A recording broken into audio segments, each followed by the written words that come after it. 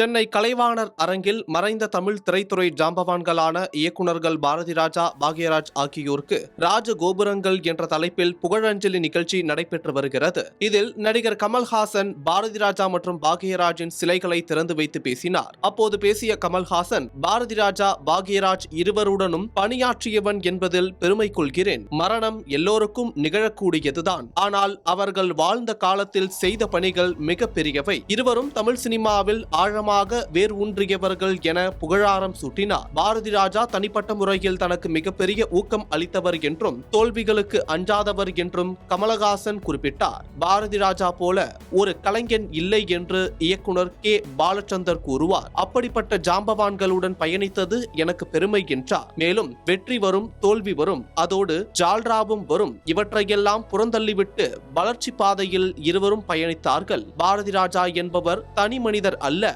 சினிமாவில் அவர் ஒரு பெரிய குடும்பம். அவரை நான் பலமுறை கிண்டல் செய்திருக்கிறேன். பலமுறை என் வீட்டில் வந்து படுத்து உறங்கியிருக்கிறார். அவரை வெறும் இயக்குனர் என்று எப்படி சொல்வது? அவர் என் குடும்பம் என நெகிழ்ச்சியுடன் பேசினார். பாரதி ராஜா, பாக்யராஜ் இருவருமே தமிழ் சினிமாவின் அடையாளங்கள் என்று குறிப்பிட்ட கமல்ஹாசன், அவர்கள் வெற்றி பெறுவதற்கு முன்பே இருவரும் சாதிப்பார்கள் என்பதை தாம் அறிந்திருந்ததாகவும் கூறினார். மேலும் இந்திய சினிமா உலகிலேயே அதிகமான திரைப்படங்களை தயாரிக்கிறது.